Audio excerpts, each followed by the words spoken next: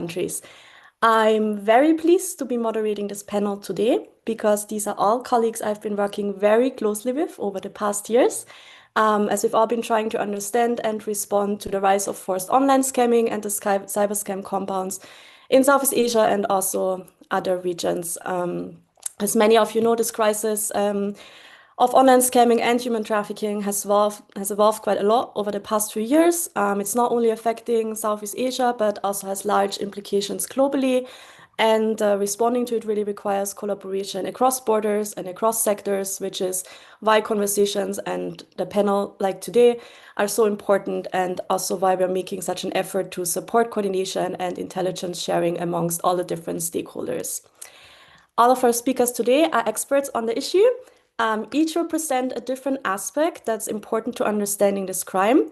So we will start with Charlene and Ryan, who will talk about the typologies of the victims, perpetrators, and the scam compounds, so giving us an overview of the transnational crime challenge.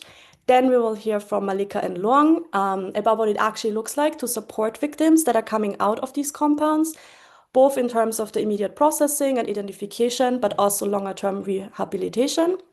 Then we have Ling walking us through the illicit infrastructure that is facilitating the scam industry. And finally, BC will explain the linked money laundering and how financial investigations can be done and how importantly they can also have an impact.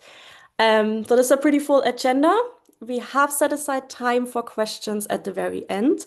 You can already put your questions in the chat during the presentations as they come to mind. This will also help us to be organized, and then we'll just go through them afterwards. For now, I'm just very pleased to introduce our first speakers. So we have Charlene, who is the Deputy Director of Humanity Research Consultancy, and Ryan, Program Manager for the Transnational Crime and Technology Team at the Regional Support Office of the Bali Process. Both of them have been researching this issue extensively over the past years and also been briefing different stakeholders on how it has evolved as a crisis. Charlene and Ryan, over to you. Perfect. Thanks, Julia, and good to see everyone. So I'm going to present here alongside Charlene, who I'll turn over to about halfway through our session time here. But I'm Ryan Winch, the Transnational Crime and Technology Program Manager from the Regional Support Office of the Bali Process, as Julia said, and great to see so many out to hear more about this issue here today. So next slide there.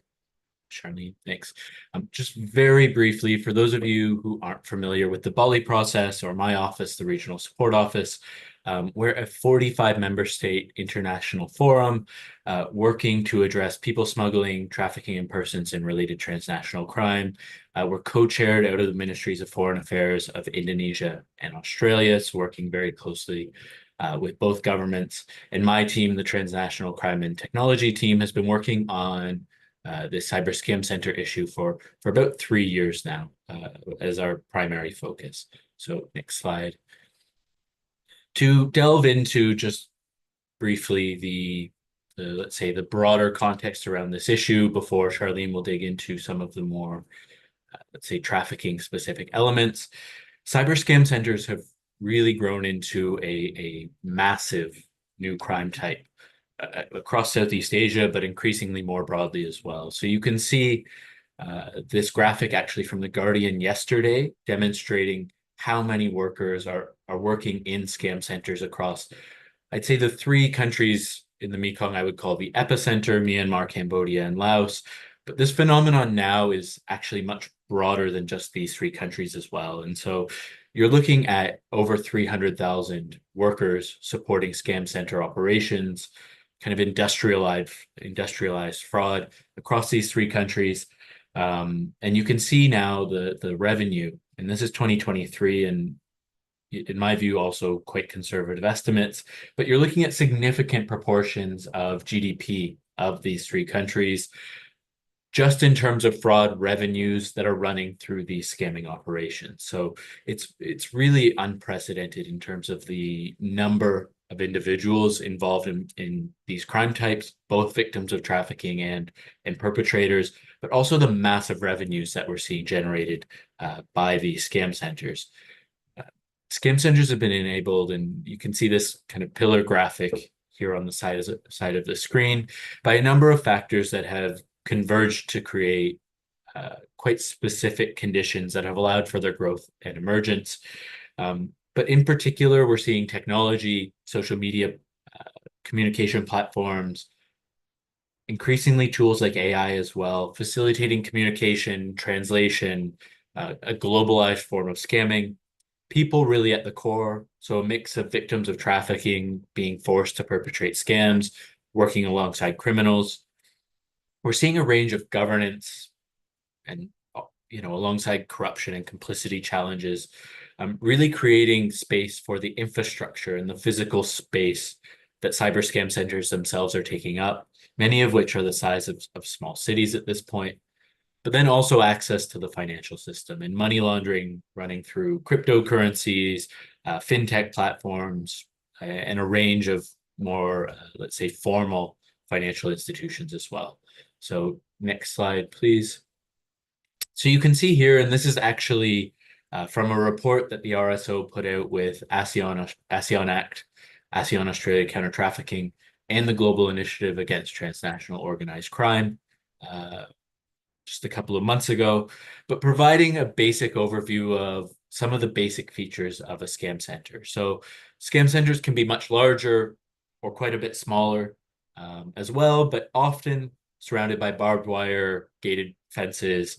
They include spaces for dormitories, people to live on site who don't necessarily have the freedom to come and go outside of the compound, but they are quite self-contained. So you have restaurants, entertainment facilities, um, you know, even VIP areas and KTVs for the criminals or the higher ranking officials to, say, enjoy the proceeds of crime.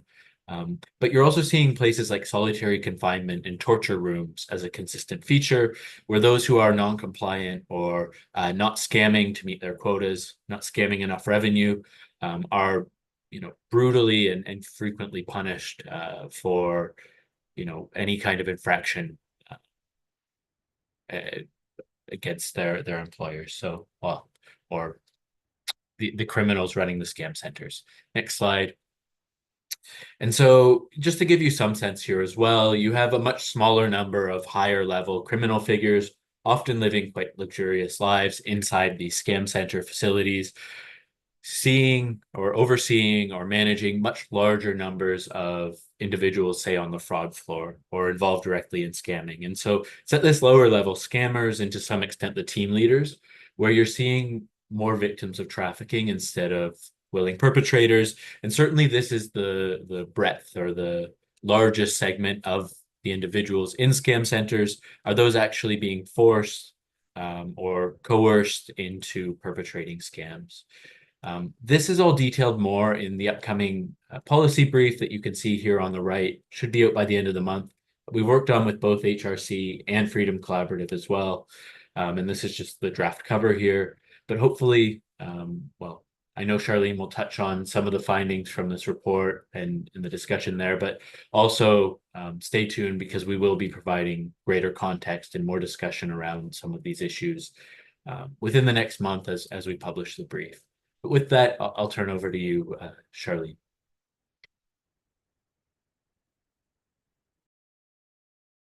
Sorry, I was on mute. Thanks a lot, Ryan. And my name is Charlene Chen. Hi, everyone. So next, we're going to turn to the role of the victims and perpetrators, which are actually the people who are working in these compounds.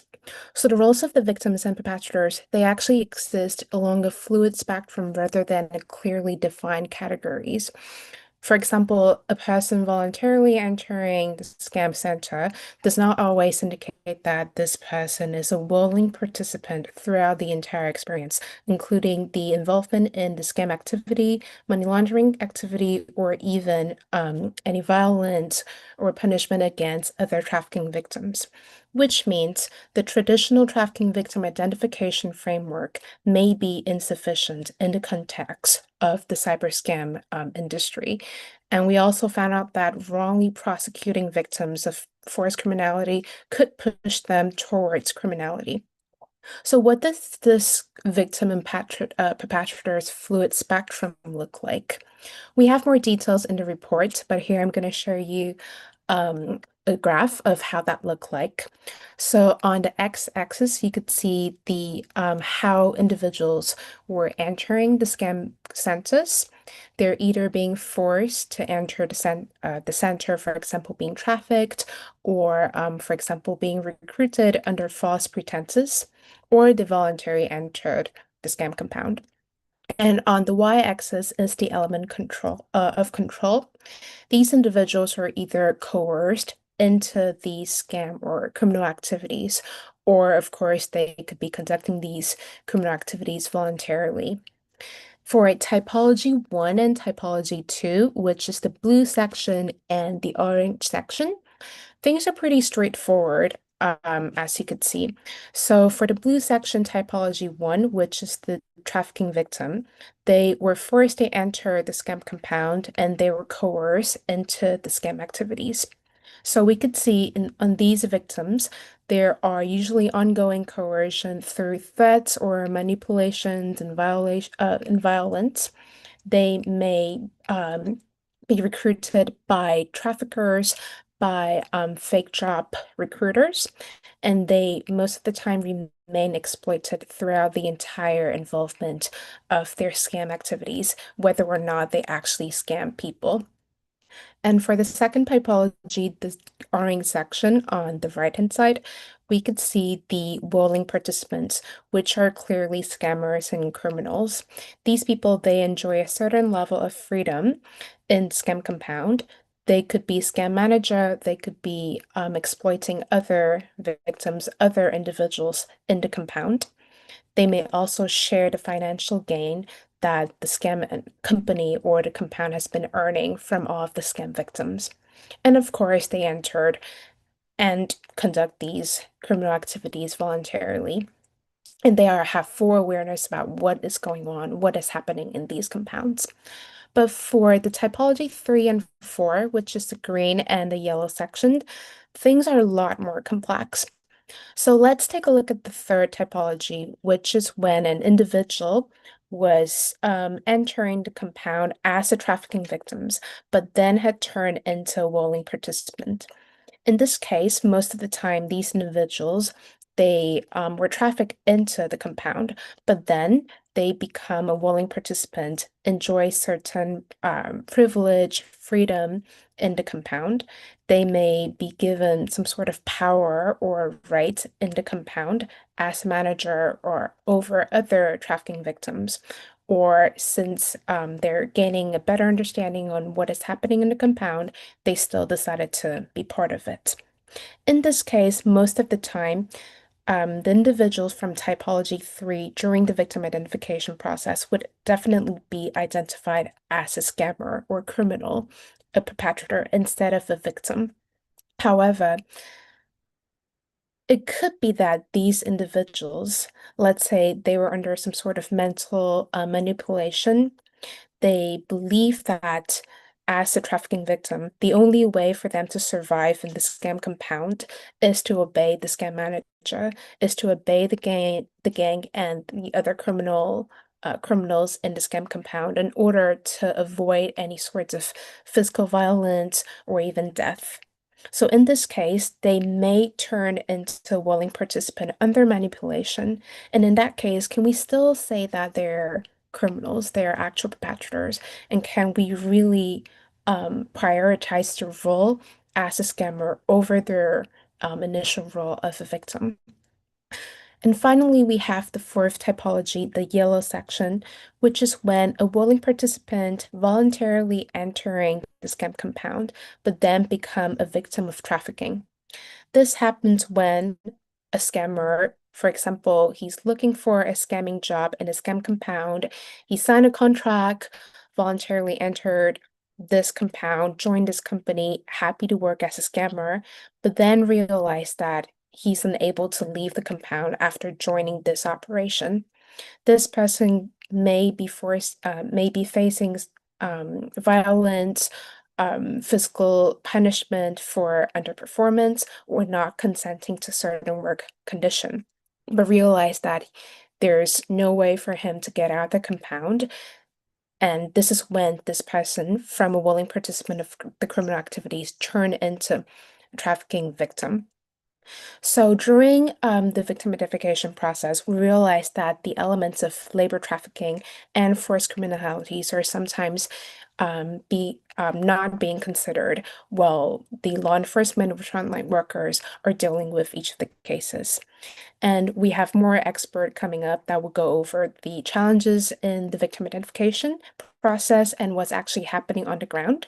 So I'm going to stop here and over back to Julia. And thanks, everyone. Thank you so much, Charlene, and also thank you, Ryan. This is a really good presentation to kind of lay the groundwork for everything else that we are going to be talking about. Also, a reminder to all the attendees, and we see we're getting more people join, which is great. You can already put questions in the Q&A box at any time, and then we'll collect them and go through at the very end. For the next two presentations, we will hear first from my colleague Malika. She's the head of partnerships at Freedom Collaborative. But in addition to that role, for the last month, she's also worked at the Thailand-Myanmar border to support the victim identification screenings there and the interpretation for the victims of trafficking for forced criminality who are coming out from the compounds in Myanmar. And then we also hear from Luong, who is the Anti-Trafficking in Persons Director at Blue Dragon Children's Foundation in Vietnam. She has worked with many, many victims, Vietnamese that are coming out of the compounds, and has been supporting their repatriation and then service provision when returning home, which is also what she's going to present about. And for now, over to you, Malika. I see your presentation looking great. Thank you so much, Julia, and good morning and good afternoon, everyone who's joining us today. My name is Malika Karanan. I'm the Head of Partnerships for Freedom Collaborative. In my role today, I'll be speaking a little bit about the challenges we're facing when it comes to victim identification and repatriation. I've been based at the Thailand-Myanmar border for the past 5 to 6 months, just conducting victim ID and also assisting law enforcement in their assistance efforts and also repatriation efforts. So to dive straight into it, we're going to talk a little bit about the context into the victim screening process. So since February this year, Thai government, law enforcement, and civil society organizations have been actively deployed to Mae Sot, which is the border town between Thailand and Myanmar, assisting in the victim ID of individuals exiting cyber scam center in Mae Wadi primarily. But we're also seeing individuals exiting like Chue Koko and other cyber scam center around the region. The initial demographic pointed to about 39 nationals represented inside the cyber scam centers. However, we're actually seeing a bigger representation now, up to 77, the last that we counted. And this is across all cyber scam centers in Myanmar, as well as in Laos and other countries. In total, about 9,000 individuals have been assisted and repatriated out of Myanmar. This has all been coordinated by Thai government, embassies, and CSO. So as you can imagine, this is actually a big number that we're looking with. It's actually a big crisis. So between all law enforcement, civil society organization, and government, we are conducting about 50 to 400 screenings that take place each day. CSO are basically bearing the brunt of providing support and also covering the cost of food, basic care, and repatriation flights for all of these individuals. Because not all individuals will have either government support in terms of returning home. And so they have either need to like find money from their own families or depend on NGO to cover that expense for them.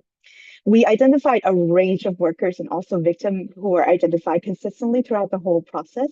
So we're looking at individuals who come in with very different level of deception, coercion, and also exploitation into the cyber scam center. Because of this, and as my colleague has mentioned, Charlene and Ryan, they mentioned that there's also quite a bit of an overlap in terms of the profiling of victims. Because in these cases, a lot of individuals are not just very clear-cut black or white victims alone. They might also have roles as a perpetrator, as a recruiter. And so there's a bit of like a mixed dichotomy when it comes to profiling these individuals, whether as like victims or something along the kind of like spectrum. So we're trying to promote the idea of utilizing a spectrum kind of like identification rather than a blanket screening. But unfortunately, because of like a lot of like fear, shame, and also forced compliance that like individuals are kind of like used to commit illicit activities, even in being involved in trafficking and also exploiting other individuals as well. It defies the traditional victim identification or definition itself. Because of this, it's difficult to properly ID them as a victim or not. More importantly, we're also conducting the screening in the mass setting. So we're looking at like a big auditorium, for example, where we could conduct like up to 20 to 30 screening at the same time. So at each table, there's usually a law enforcement person or a governmental official, one interpreter, and also the individual in question. Because of this, we're also working against the time and also against like a small window of screening these individuals. Only basic information can be asked of these individuals. We're talking about like demographic, their age, gender, nationality. They have their documents with them. Were they recruited into the work in Myanmar, or were deceptively kind of like recruited into the system? Is there any kind of like exploitation taking place? So these are all actually very basic. When we do proper victim identification of individual, it tends to go into much more depth than this, but this is only the ability for us to do this kind of like mass screening in the front line. And so because of that, a lot of organizations and also even government are utilizing blanket screening to category group individuals as either victims or offenders. And you can see why this is becoming a bit more of a, I think, even for individuals who are being screened, they might deny that they are either involved in the crimes in any way, or they are also either not being forthcoming in their engagement in the criminal activities. So with these very short and superficial interviews, we're looking at varying levels of trained and qualified interpreters who are available on site. There's actually issues of like fatigue and burned out amongst officials and also civil society, those who are meeting with individuals every day. But also these individuals themselves who have been waiting in limbo for a very long time as they're waiting to be screened, where they're basically kind of like stuck in Myanmar awaiting the victim ID process. And this can take weeks and months. And by the time they eventually cross over to meet with individuals to be screened, it's already been a long time that they've been waiting for this. What's also important to consider is that when these individuals are being screened in this like kind of like mass setting, they're being interviewed alongside not even just fellow victims from their own country, but also potential traffickers. We're looking at people who are recruiters, who are team leads, who are also actively exploiting other individuals. And so because of that, they might minimize their own action, minimize the action of others, or try to downplay kind of like the scenario and just try to say like, we're all victims here, we want to go home. Because that's kind of like the main motivating factor. It's not their willingness to engage in a legal system. It's not their willingness to kind of like help government to like gather intelligence or provide more information to do investigation. Their willingness and engagement is really whatever I can do to get me home, please do that. And so that's what we consistently see, unfortunately, with individuals that we screen. So virtually all victims and workers have been placed inside temporary camps set by, KNU, DKBA, even the BGF in Myanmar. And so all of these settings are really ill-equipped to house 7,000 individuals for screening and repatriation in Thailand. And it's actually made complex because like all of these people are kind of detained on the Myanmar side because there's only a 24-hour window for screening and repatriation in Thailand, meaning that the person, the moment they cross into Thailand from Myanmar, they must be screened, they must be processed by the government, and they must be on the bus from Mae Sot all the way back to Bangkok for repatriation. And so all of these information that we have, like in terms of their name, if they're a member or a national of their country, must be confirmed prior to crossing over the border to meet with civil society. And of course, not all governmental entities have the funding or the ability to cover repatriation flights for their citizens. So many individuals are left stranded waiting for CSO support to fundraise and cover their own transport home. So lots of gaps here. I will just go through this quickly. For some of the gap that we're seeing, there's gap in information sharing and coordination between government and civil society working really in silos and also not really having the trust in kind of like each other's entity. There's not always a good referral mechanism for victims who return to their home country. And of course, due to blanket identification, a lot of people are facing some legal action when they return home. So even if they are actual victims and we obviously through our own screening, we have declared themselves to be victim during the screening process, they can still, face a status of, a perpetrator upon their return home because the legal process in Thailand and the country which these individuals are from are obviously different and they can have both status, which can be difficult in terms of assisting. And so that's why it's important to have kind of like safe space for civil society and also organizations to come together to share information, to create a strong referral pathway, and also to promote kind of like best practices in sharing. And so that's why we have the Freedom Collaborative Trafficking for Forced Criminality Working Group, which is a safe place for all of the CSO, including everyone on this panel who are part of this membership group, to talk about trafficking for forced criminality and what we can do to kind of like combat this work together. So on that note, I will turn this over to Luang. Thank you so much.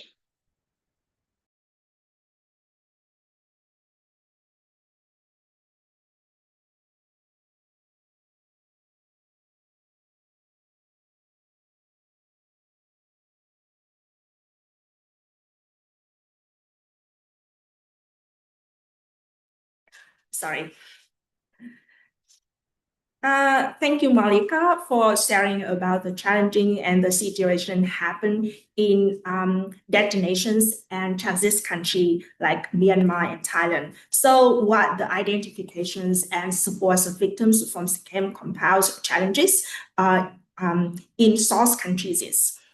Since the crisis of online scam operations and trafficking for forced criminality escalated in Southeast Asia, one of the questions, as Silence and other already mentions, is what are demands victims or criminals? So as a source countries, when Vietnamese victims are trafficked and exploited in scam compounds across the border, the challenges of identifying and assisting them become even more complex. From the beginning of the crisis, Vietnam have repatriated and received thousands of people returning from scam compounds in Cambodia, Myanmar, Laos, the Philippines. In the third quarter of 2025 alone, a single border gate processed nearly 2,000 returnees. And then based on the initial screening interviews, they estimate that around 30% of them may be potential victims. However, the legal constraint, limited international cooperations, and gaps in victim support mean that the number of individuals who are officially identified and who receive reintegrations assisted remain low, as Malika already mentioned. So at the end of October 2025 in Vietnam, there's only 30 trafficking cases related to forced criminality into scam compounds have completed the full Route 0 process with publicly available cash judgments. These cases include 207 victims and 64 traffickers prosecuted. So who actively the victim are and what their life experience in those campaigns. So the majorities of them share very similar profiles. 80% are male. 70% are young men aged 30 to 15. 70s under 18. They are children. Many lost their jobs during the COVID-19 or could not find stable employment due to the economic downturn. Others were already carrying debts or in urgent need of an income. This is why 99% of victims are trafficked after agreeing to job offer, either in Vietnam or overseas in fields like customer service or gaming. In many cases, we see that the victims were recruited for simple manual labor near border areas, which serve only as a way to move them closer to the trafficking routes.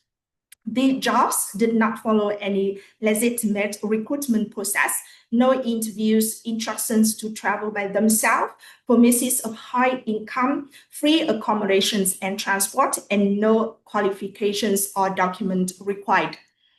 So 75% recruited through their friends. The rest were deceived while actively searching for jobs on Facebook. Inside the scam compound, they were subjected to violence, confinement, torture, and surveillance. They were forced to scam under threat of starvation or being sold into even harsher compounds. By the time they return home, they are traumatized, ashamed, fearful of being arrested.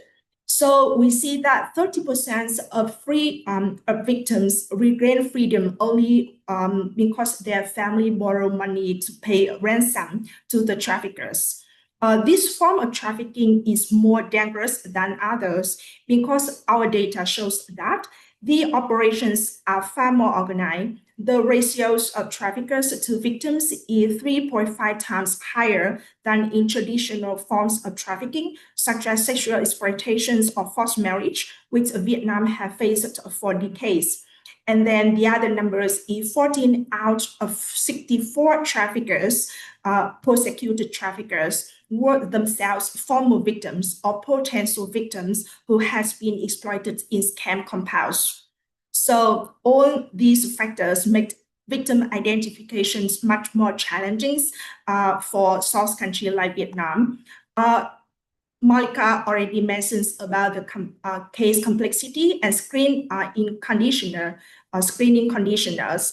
in the transit country, and then it happened also the same in source country like Vietnam. The second challenges is the legal inconsistent and cross-border evidence challenges. Yes, source countries and destination country apply different legal definitions of trafficking and victimhood. Many potential victims already identified as illegal migrant, files for immigration violation, and deported without protection. So when they come back home, they see themselves as criminal, and then very difficult for them to cooperate with the local local frontline worker. Male victims frequently feel shame or believe they have failed as a man by being deceived. So they disclose very little. At the same time, frontline workers are generally trained to identify of sex exploitation or traditional labor trafficking. So the consequences of non-identification and support gaps in our countries or source countries in general is the victim face the risk of prosecutions for cyber crimes or other crimes they are forced to commit. They lose access to protection services and reintegration support. Their traumas go untreated, increasing the risk of long-term mental health issues. And then, Charlene already mentioned, some men still in debt, unable to find work, are targeted by traffickers again, which allows the exploitation cycles to continue. And then it's even harder for source countries like Vietnam when there's no specialized service for male victims. They often feel out of place and unsupported. Many do not return for follow-up sessions.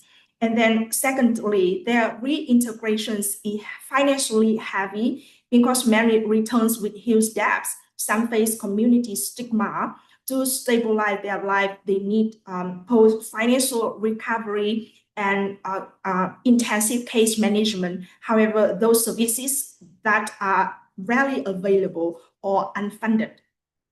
So to improve the identifications and support for male victims of forced criminality, of course, we need the standardized screening tools that will include forced criminality indicator and training for frontline responders. Secondly, very important, a clear non-punishment principle. Victims should not be prosecuted for crimes they were forced to commit.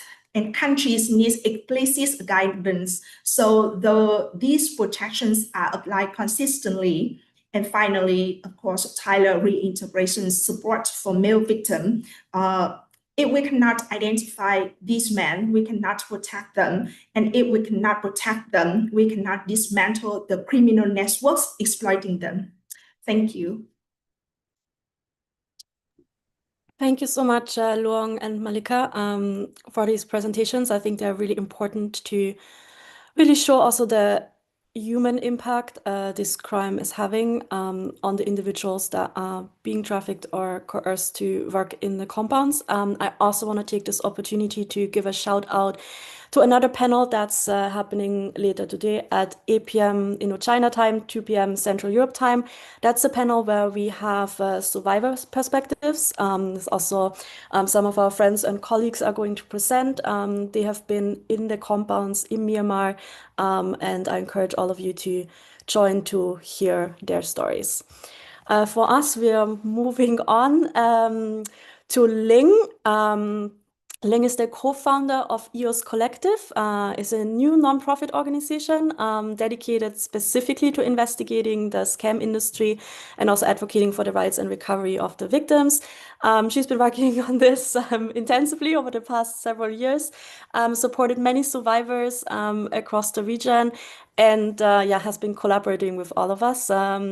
And been such a source of knowledge. Ling, give me a second to queue up your presentation. I do have it here.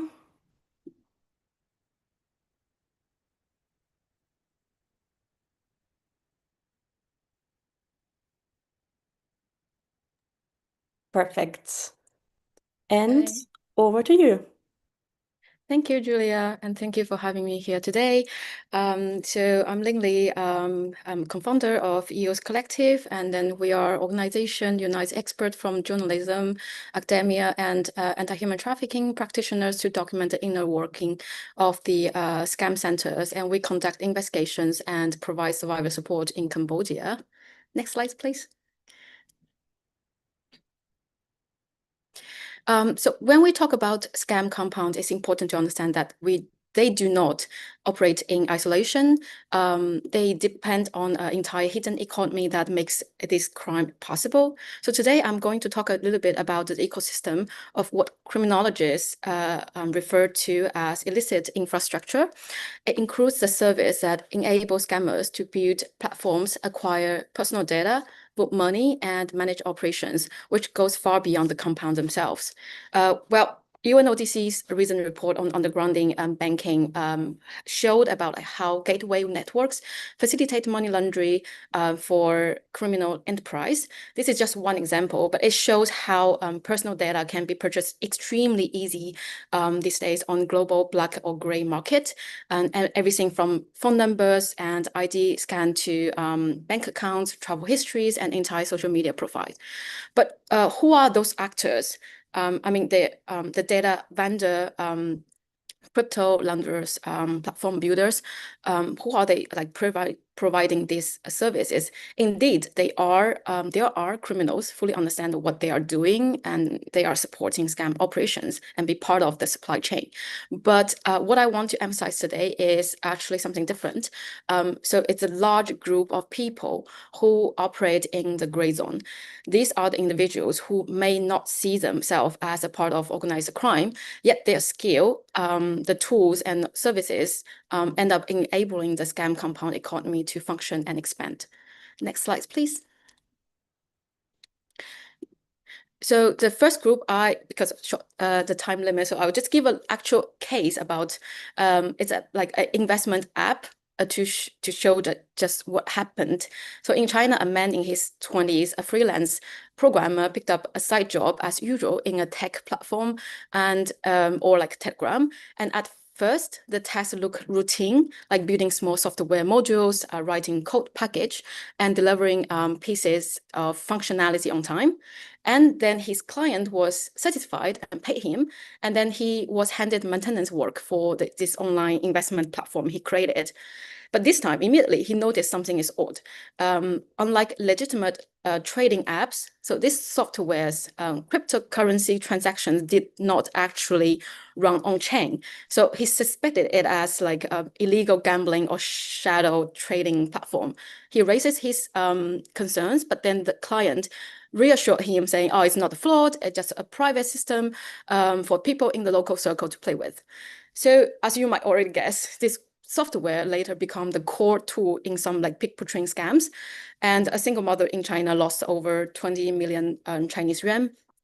But meantime, this programmer earned only about 80,000 Chinese yuan for his technical work. And he was later arrested and convicted for assisting criminal activities. And this is just a case in China we have a lot of, and it also happened in Indonesia, Vietnam too. Next slide, please. And another particularly important group is in this gray zone are the individuals lured into becoming money mules. So many of them do not start out as criminals. They are students, migrant workers, or unemployed young people looking for quick money. They're recruited through like social media or accountants offering like to borrow their bank account, or invited to play online games, can earn money, but they have to upload their personal details. So there's a lot of different ways. But in some worst cases, we do see people are trafficked into scam compound and forced to open new accounts, like using their face, and then to bypass the know your customer system, and then they can receive funds or move crypto under threat of violence. So once inside this system, these individuals become like crucial nodes in the laundering chain, but they are highly expandable. So when transactions are flagged, it would be them, not the organizers, are the ones arrested. So this blurring of victimhood and complicity is why understanding the human side of the money mule recruitment is essential. The next slide, please. And then, of course, we have the AI tools that's supposed to design to make our life easier. But then, unfortunately, these same tools are now being used to facilitate scam operations in ways we have never seen before. I just named some of them. So first, they allow the scammers to create extremely convincing fake identities, faces, voices, full online backstories, everything, and in no time. And this make emotional manipulation faster, more personalized, and able to reach many more people. And then the AI-powered Facebook for inexperienced workers. This point is important for anti-human trafficking work because, as we know, that many workers are trafficked, and then so they are completely unwilling and untrained. But AI now prevents them with real-time scripts, telling them what to say at each stage, how to build trust, how to respond to doubts, how to push someone towards a transaction. So with these tools, they are more easily to be forced to do scam, which will also make them more likely to be treated as scammers. And also AI helps scammers avoid being caught. So it constantly rewrites text, alter image, and mimic natural behaviors to bypass platform detections. Next slides. Oops, actually, I didn't put. So, well, I'll just give some thoughts. So, of course, we need to keep pushing for tighter regulation of gray zone services and stronger accountability from tech companies, banks, and crypto exchanges. But at the same time, it is essential to recognize and support the hidden victims inside these operations, rather than treating them solely as offenders. Public digital safety educations, relevant research, and targeted prevention efforts are critical, but we cannot leave the burden of risk on vulnerable groups or blaming individuals for not being careful enough. In an technology-driven scam environment, anyone can become the next victim. So that's my share. Thank you. Thank you so much, Ling, also for highlighting, well, both the role that corporates have to play. We will see that we see a bit more engagement and willingness to act now, but I think there's still a huge need for more awareness among the tech companies. And also the role of AI, which is another topic we don't necessarily yet talk enough about as practitioners. So thank you for highlighting that. Also, thank you for everyone for the questions in the chat. We have one more presentation, and then we will go through those. Just put more in everything that comes to mind. We should have some time. We'll now hear from BC Tan. He's based in Singapore. BC is the Managing Director and Head of Southeast Asia for Compliance, Diligence, and Investigations with Kroll. BC, I've also known for the last 10 years, been very involved in anti-human trafficking work. He has a lot of experience in researching and assisting clients to combat transnational organized crime. He will talk about money laundering and financial investigations. Over to you, BC. Thank you, Julia. So I need to share my screen. That's right. Okay. I hope you can see it now. Looking good. Thank you.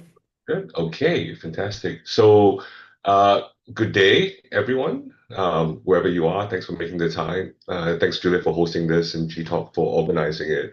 So I'm BC. I'm from a company called Kroll. We're essentially investigators, and I've been an investigator for essentially about 20 years, and I focus specifically on a few topics, one of which is organized crime, which is how I ended up working closely with Julia and this fantastic group of people.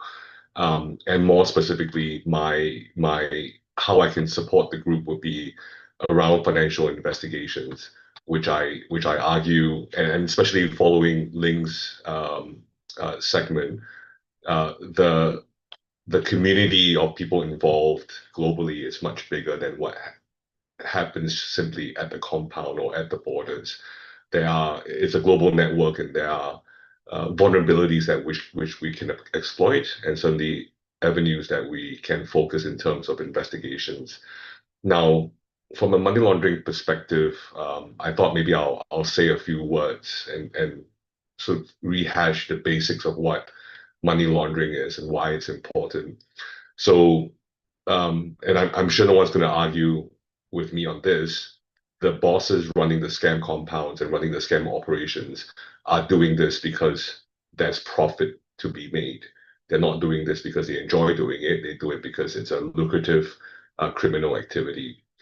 And in order for them to enjoy the spoils of this crime, they need to make sure that on the other end of where they want to enjoy the criminal proceeds look legitimate and they look legal. And in order for them to do that, they need to go through an effective money laundering process, right? So that's essentially what money laundering is. And slightly at the risk of oversimplifying this, money laundering typically goes through a three-step process. And I've illustrated that on this slide. And the three-step process would start with the placement of the illicit funds into the financial system. And that typically occurs in a high risk jurisdiction, a low regulatory jurisdiction, and typically the closest to where the crime has occurred. So that's the first step.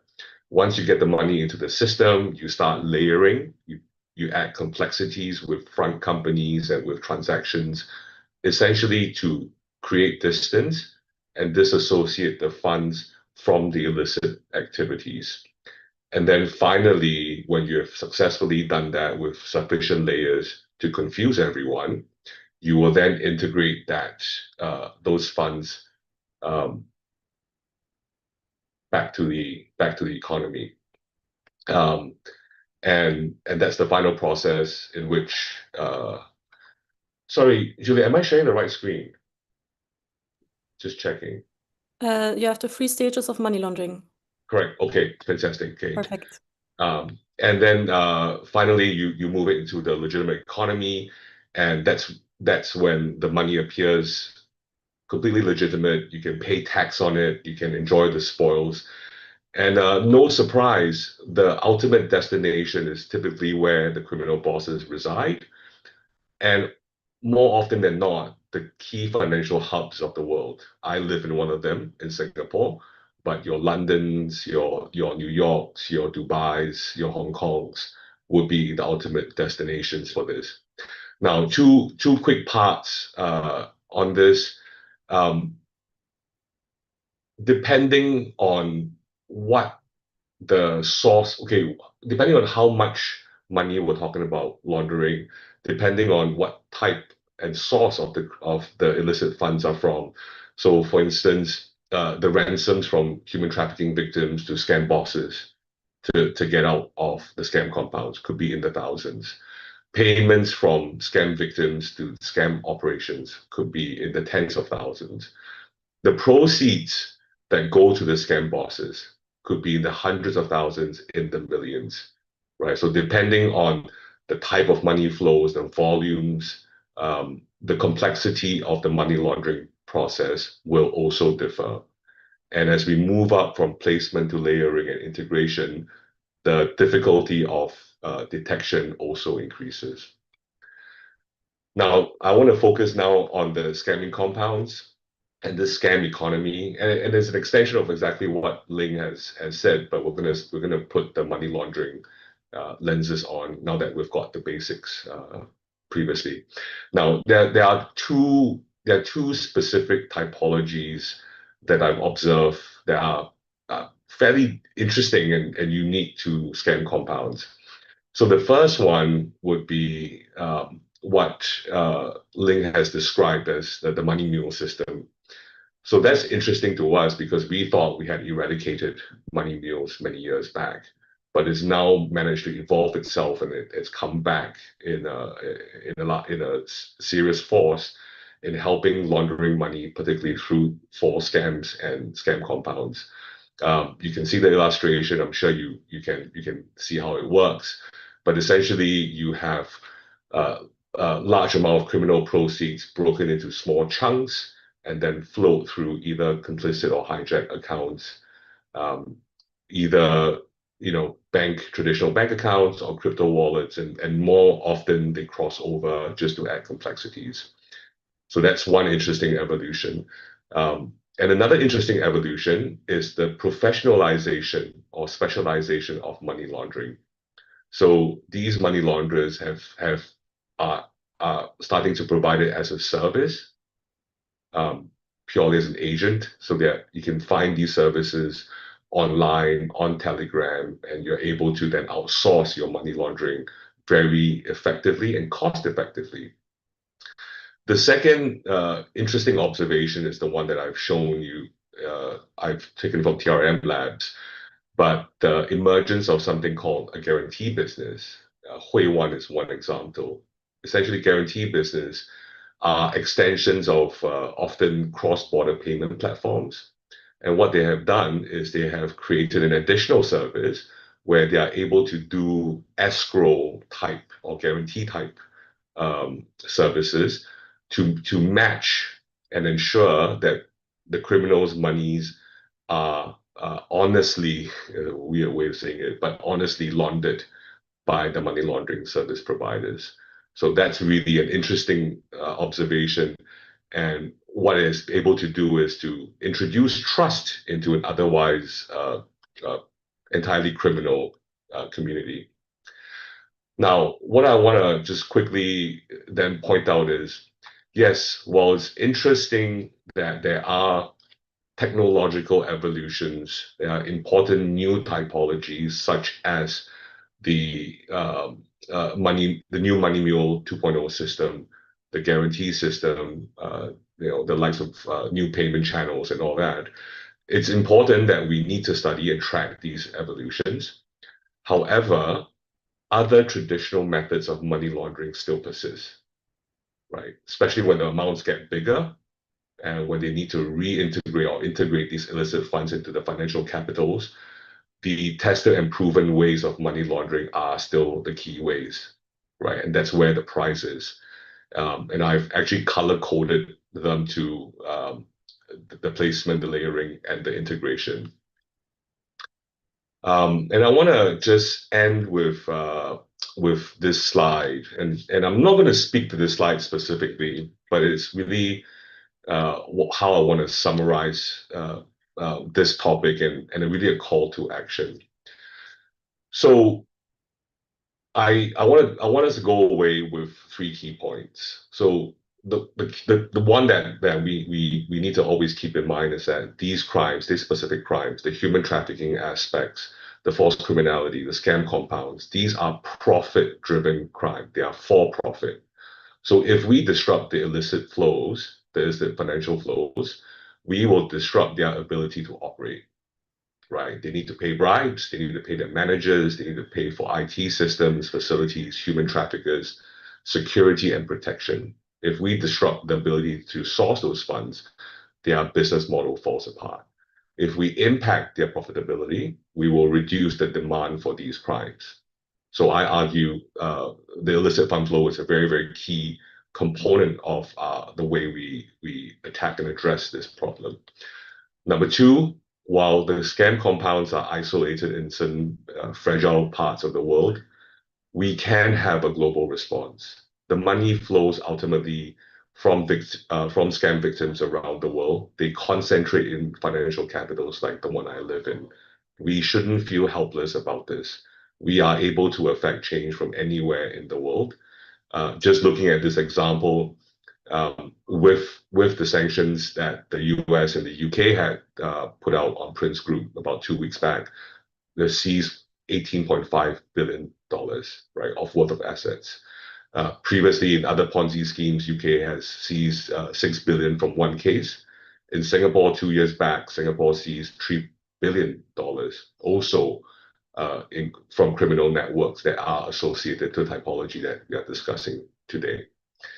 And the very, very last point that I want to point out is, while we can never replace victim debriefs, getting first-hand intelligence, being on the ground, interviewing the perpetrators and interviewing the victims as well, what I want to present to you is that financial intelligence is one of the most dependable and a lot of times the most complete set of intelligence sources that one can use in investigations. It is usually available and accessible, and is something that courts and the legal process will very, very happily accept. And that's one exploit that I present to all of us working on this topic to fully utilize. Hope I haven't gone way past my time, Julia. I'll take a pause there and then we can come back during Q&A. No, you're doing perfectly. Thank you so much, every one of you. Very much on time. So we really have a good time for Q&A. For the attendees, please continue putting in the questions and we will just go through. Welcome back, everyone. We'll start with the very first question, and I'm going to give this question to Charlene. The question was, how successful are we at identifying the victim-perpetrator typology when willing participants can lie about their experience? And does inherent distrust cause some countries to unfairly prosecute scam victims? I also want to add, maybe you can explain what the actual implications are for the individuals, in terms of service provision and charges. Charlene? Yeah, of course. Thank you, Julia, and thanks for the great question. It's a huge question, of course. So first of all, it's really difficult to quantify how successful we are at or unsuccessful we are at where we're trying to differentiate victims and perpetrators. Because there are cases in China and Malaysia and Singapore where victims, trafficking victims, were being identified as scammers, as in reality, they did conduct the scam activities, even though they were coerced. But in some legal context, if they actually conducted that specific criminal activities, they will be seen as criminals. And at the same time, we also see that in Cambodia, there were victims being rescued. However, a few traffickers or recruiters were also being rescued along together with this group of rescued victims. And yes, they were lying about their experience, they were lying about their engagement, being trafficked, etc. And the other victims, as they were all from the same country and in general, they will be repatriated back to the same home country, they are afraid to expose this trafficker's or this recruiter's identity. And therefore, it really took the authorities a lot of time to finally realize that there is something wrong with one of these so-called victims in this group. And they would have to do extra investigations, extra interrogations and interviews towards these one or two individuals to really double check, make sure who they really are. And yes, these identification is really complex and it really takes a lot of training, a lot of frontline experience for individuals from the governments or from the CSO to identify the red flags or the indicators of whether this person is potentially a trafficker, a recruiter, or an actual victim. So for the victims, without being identified as the trafficking victims, we're going into the victim national referral mechanism. They will have no access to, for example, financial support, mental health support, and any other sorts of support that is provided by either their home country, the local embassy that are which are in their trafficking destination country, or even the CSOs and NGOs. So it is quite important for the victims to receive the support that they need to avoid being re-trafficked, because we did hear quite a few cases where victims returning to their home country receiving no support as the national referral mechanism is quite broken in their home country, or even if they're able to be seen as a victim, they face stigma or discriminations from their community or even friends and family, which all push them back into a deeper financial difficulties, which make them quite an obvious prey for the criminals to re-traffic them back to the compound. I hope that answers the question. Thank you so much, Charlene. Great answer. There's two questions on the demographics. One is if there's a specific age bracket that's being targeted, and also if there's a gendered aspect to the recruitment of the compound workers. Yeah, thanks for the two questions. And I already mentioned a bit in my presentation. So the majorities of people working in scam compounds who are handed over and repurchased are men. Race is likely linked to the roles these scams workers play, such as software developments or financial or customer service. In the case of Vietnam, the genders of scams workers and victims of human trafficking for forced criminality also depends on the victims they scam and defraud. Since the predominant forms are romance scam and investment scam, targeting female victims. So the individual who carrying out the scams are mostly men. Yeah, and then the age, yes, young from 18 to 35 who desperate looking for jobs.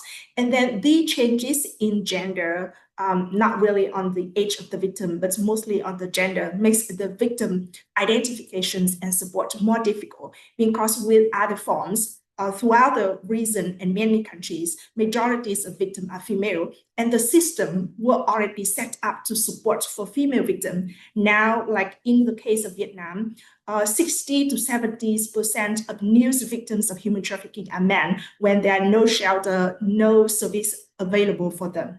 Yeah, thank you. Thank you so much, Luong. Okay, next question. Two questions for Malika, actually. First questions, don't the NGOs and others get sick of fundraising? Yes, but to repatriate those who were clearly perpetrators, recruiters, team leaders.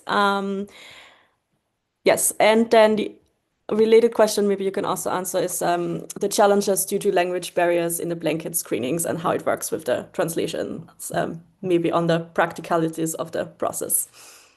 Yeah, these are great questions. And thank you so much for those who send those in. Yeah, it's a hard question to answer too, because NGOs have a lot of strain in terms of like resource managing and also fundraising for, obviously in our mandate, a lot of the funding does go towards victims of human trafficking, but anytime that falls outside that scope, it can be really difficult to have like incentive in terms of like buy-in from potential donors and even looking at the limitation of how we spend that money. So in this case, what helps us in terms of like to leverage our position, but then also to kind of like build in potential and increase basically donation coming into the organization. It sounds like we try to obviously make sure that we're very accurate in terms of the individuals that we're helping, but also not painting individuals as perpetrator, like in terms of like a very black and white dichotomy. The moment that we obviously show that even people we consider to be perpetrators in their like basically on the extreme side of the spectrum, they still face some sort of like violence and exploitation and also some abuse that do take place inside the cyber scam center as well, even if they enter voluntarily, even if they stay through consent, even if there's some benefit that they're receiving from working inside. And so it's not always clear cut that like, they're completely unharmed. It's actually not usually the case. And so in this case, when we ID victims or even individuals, helping them with repatriation, we have this like saying amongst the NGOs who are on the front line that like we must treat people equally and we must treat them the same. even we think there are evidence pointing to the fact that they seem to be more on the perpetrator side, it doesn't matter. We're here to help these individuals kind of go home. And so that can definitely certainly be a challenge. And in terms of language barrier, that remains a big issue when it comes to victim ID. And so what can create a lot of problems is that we don't necessarily always know which nationalities are coming over across the border each and every single time. We might know of like, generally that they need like 20 interpreters to stay. Sometimes they tell us the night before, which is always fun to do coronation the night before an actual victim ID. So not having or knowing the language that's going to be utilized at the screening can be really difficult. So that's why there's only English and Thai interpreters in terms of like being deployed on the ground, ready to assist on a day-to-day basis. But for any specific language, which we see a lot of those across like East African nationalities and also in other regions of the world, that can be made very difficult to kind of like coordinate in advance. So yes, that remains an issue, and that's something that everyone is coming together to try to kind of like share information and make sure that we're kind of keep each other aware of what's happening when it comes to victim crossing over. But thank you.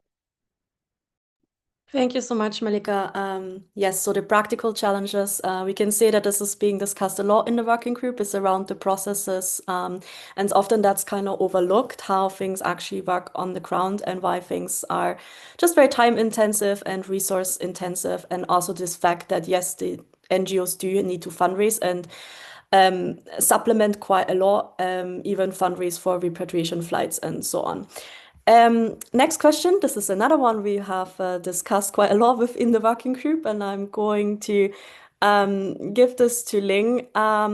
According to our observation, is Cambodia's or Myanmar's ongoing cyber scam crackdown just a show? Thank you for the question. Well, I will just talk about our observation. So based on what we have seen on the ground and what our informants have constantly reported. So we operate in Cambodia. Probably Malika can say more about the eastern Myanmar. So the current cyber scam crackdowns in Cambodia appear to have its limitation. So most enforcement focus on smaller operations, like in the villas, apartments, or scattered offices, which are the easiest to target. But in reality, many smaller groups have relocated into larger, more protected compounds, often controlled by more powerful actors who remain untouched. And in northern Myanmar, the crackdown did push companies to relocate. They moved to eastern Myanmar, Laos, and then Cambodia. Which it just showed that this industry is highly movable by design. It's not appear in Southeast Asia by nowhere. It started in Taiwan, shifted in mainland China, and now it's entrenched across Southeast Asia. So criminal groups simply migrate to regions with weaker oversight or more favorable protection. And meanwhile, we continue to receive multiple victim requests every week, indicate that the system is still running full capacity. So this is why we need a sustained regional cooperation to deal with this crime. Thank you, Ling. Yes, and I think this was also kind of the discussion in the working group that we should be careful to think that now with the crackdowns, the crisis is going to be solved anytime soon. It's more a bit of wait and see, and there's probably a lot of things we don't really know at this point. BC, question for you. What makes the US so much more successful than other jurisdictions at seizing criminal proceeds? Sure. Yeah, good question.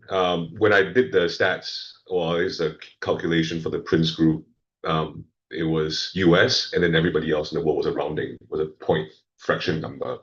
So short answer, two reasons. One, US anti-money laundering laws and sanction laws actually have extraterritorial reach.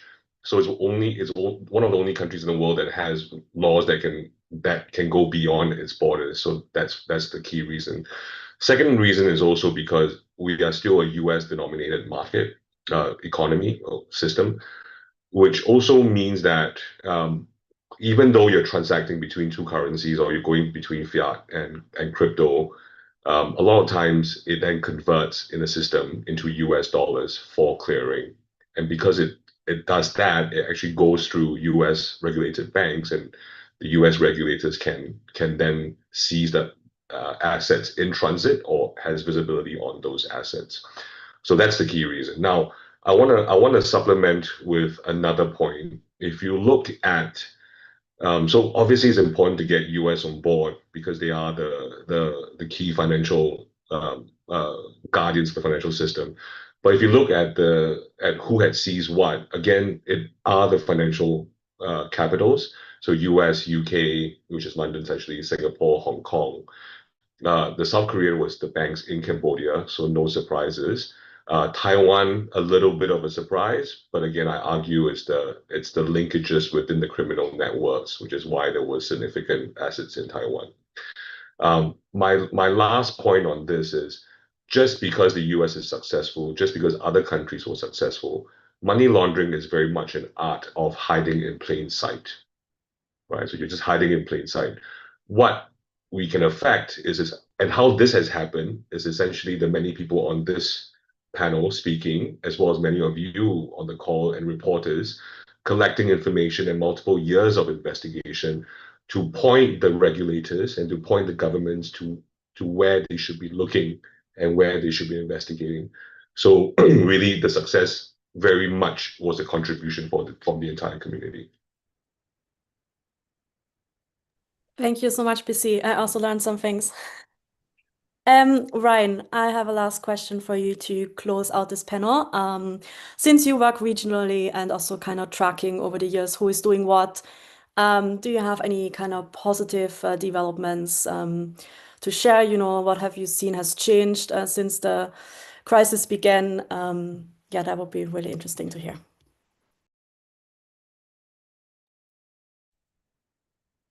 Yeah, thanks. And I think we've heard bits and pieces of it, particularly on the financial crime side.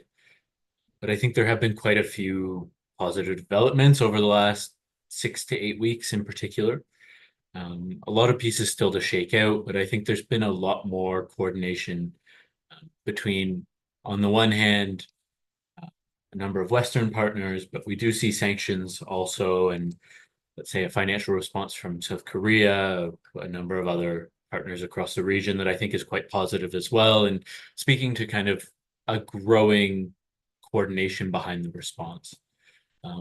This is on top of, though, and I think whenever we bring together regional law enforcement, there's continued challenges with information sharing, with joint cross-border investigations, with the time it takes to coordinate mutual legal assistance at a regional level. And so it is kind of an ad hoc space in terms of frontline law enforcement coordination. But I do think the policy and maybe the higher level coordination we're starting to see more and more of. I know Thailand has announced quite a significant senior level conference here in just a couple of weeks. The G7 has meetings next week in Ottawa, specifically discussing this issue. So you're starting to see quite significant coordination between actors who are actually in a place to respond, which, unfortunately, on the one hand, I think speaks to the severity of this issue and the harms that it's having. But I think on the positive side, we've gotten to the point where everyone's now paying attention and acting. So, with the numbers I put forward at the beginning, the tens and tens of billions of dollars tied to moving through cyber scam centers, particularly for economies where this is a significant proportion of their GDP. We need to find ways to provide an off-ramp to prevent economic collapse. I mean, it's taken on that real scale where it's impossible to just pull out. And, I think from here, we need to talk about how can we work with, maybe even some of the actors that are somewhat complicit to provide off-ramps. How can we look at this as a broader governance and more systemic challenge beyond just fraud, beyond just trafficking, or beyond just technology governance, and bring these conversations together? It's complex, but at least everyone's at the table now. And I think, for the first time in a couple of years, I think there is some significant momentum at the moment, and, looking forward to seeing where it goes, and hopeful that we'll see results in the, coming months. Thank you so much, Ryan, and thank you, everyone. I love this panel. We see a lot of the progress because you have been doing all this work and been trying to raise awareness and been rallying and doing all the really important work supporting the victims. And thanks so much for taking the time to come and speak today. Thank you for everyone who attended, also for your great questions. We love a very engaged audience. So this was great. And yeah, just wishing all of you a great rest of the day. Catch the other sessions of the conference and take care, everyone. Bye bye.